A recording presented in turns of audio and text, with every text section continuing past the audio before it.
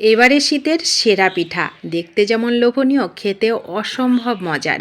যখন খুশি তখনই বানানো যায়, আর যখন খুশি তখনই কিন্তু এটা খাওয়া যায়। দেখতে যেমন লোভনীয় হয়, বানানোটা অসম্ভব মজার, স্বাদটা একেবারে মুখে লেগে থাকার মতন। চলুন সেরকমই একটা মজার পিঠা রেসিপি আজকে তৈরি করি। তো নমস্কার, রকমারি রান্নাঘরে আরও একটা দুর্দান্ত পিঠা রেসিপিতে আপনাদের সবাইকে স্বাগত।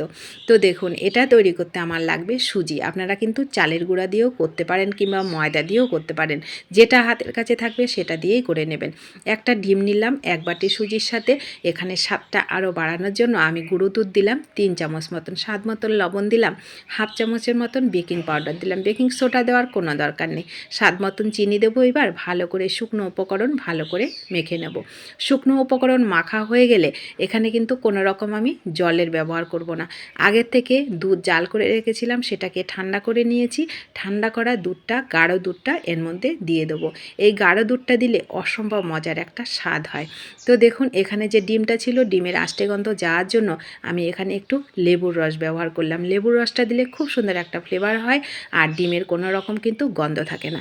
এইবার ভালো করে মেল করে নেব। নিয়ে এবার এটাকে আমি 10 মিনিটের জন্য রেস্টে রেখে দেবো। ভালো করে কিন্তু মেখে নেবেন। তো 10 মিনিট রেস্টে রেখে দিলে এটা খুব সুন্দর নরম হয়, সফটও হয়। সুজিটা যেহেতু একটু দানা দানা, আপনারা এটাকে মিক্সিতে করে নিতে পারেন আরও তাড়াতাড়ি সুবিধার্থে। আর হাতে সময় থাকলে এভাবে করবেন। আরও তাড়াতাড়ি করে নিতে চাইলে একটু মিক্সিতে ঘুরিয়ে নেবেন, দেখবেন আরও খুব সহজে তৈরি হয়ে যাবে। তো 10 মিনিট রেস্টে রাখার পর 10 মিনিট পর ফিরে এসে আমি আরও সুন্দর করে একটু মেখে নিলাম। তারপরে এই যে আমি নিয়ে নিলাম 3টা বাটি, শুকনো বাটি নিলাম। এর মধ্যে একটু বাটার হাতের মধ্যে করে দিয়ে বাটিগুলোর মধ্যে মেখে নেব। বাটারটা দিলে, বাটার কিংবা ঘি যে কোনো একটা দিয়ে দেবেন। বাটার কিংবা ঘি দিলে খুব সুন্দর ফ্লেভার হয়, খেতেও ভালো লাগে। তো বন্ধুরা, এখানে একটা কথা বলতেই ভুলে গেছি, এখানে কিন্তু কোনো রকম তেলের ব্যবহার করিনি। তেল ছাড়াই কিন্তু হবে আজকের এই সুন্দর কেক কিংবা পিঠা যেটাই বলেন। তেল কিন্তু আমাদের স্বাস্থ্যের পক্ষে খুবই ক্ষতিকর, তবু আমরা খাই। কিন্তু তেল ছাড়া যে খাবারগুলো হয় সেইটাই কিন্তু আমাদের স্বাস্থ্যের জন্য খুবই স্বাস্থ্যকর হয়। তো দেখুন, আমি তেল ছাড়াই কিন্তু এই খাবারটা তৈরি করছি। তো দেখুন, আমার বাটিতে দিয়ে এইবার আমি এখানে দিয়ে দিলাম একটু কিশমিশ আর একটু দিলাম ফুড কালার। এই ফুড কালারটা দেওয়ার জন্য খুব সুন্দর দেখতে লাগবে। এইবার আমি এটাকে জলের উপরে একটা স্ট্যান্ড বসিয়ে স্ট্যান্ডের উপরে বাটিগুলো দিয়ে ভালো করে ঢেকে দেবো 15 মিনিটের জন্য। তো 15 মিনিট পর ফিরে এসে দেখুন এটা কত সুন্দর লোভনীয় হয়ে গেছে, দেখতেও সুন্দর লাগছে, আর খেতে তো দুর্দান্ত হয়, খুব সহজে তৈরি হয়। একবার না খেয়ে থাকলে অনুরোধ করব এইভাবে তৈরি করে খাবেন, দেখবেন দারুণ লাগবে। বাচ্চাদের টিফিনেও কিন্তু দেওয়া যায় এরকম সুন্দর খাবারটা।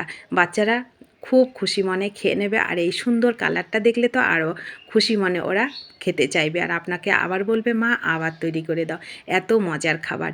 এই খাবার কিন্তু কোনো রকম স্বাস্থ্যের জন্য ক্ষতিকর নয়।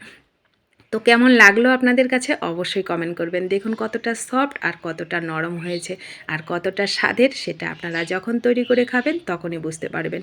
তো ভালো লাগলে শেয়ার করবেন, নতুন বন্ধু হলে চ্যানেলটা সাবস্ক্রাইব করে পাশে থাকবেন। রেসিপিটি ভালো লাগলে ভিডিওটিতে প্লিজ একটা লাইক করবেন। আপনাদের একটা লাইক পরবর্তী রেসিপি তৈরি করতে অনেকটা উৎসাহিত করে। তো দেখা হবে আপনাদের সঙ্গে নতুন কোনো রেসিপিতে। ফেসবুক পেজ থেকে দেখলে পেজটা ফলো করে রাখার অনুরোধ রইল। যারা ফলো করেছেন তাদেরকেও আমার অসংখ্য অসংখ্য ধন্যবাদ ও ভালোবাসা।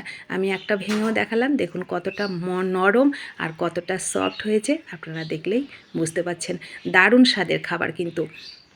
একবার অবশ্যই তৈরি করে খাবেন, আর অবশ্যই কিন্তু একটু কমেন্ট করবেন। আপনাদের কমেন্টগুলো পড়তে অনেক বেশি মজার লাগে, আর নতুন নতুন রেসিপি তৈরি করতে উৎসাহিত করে। ধন্যবাদ সবাইকে।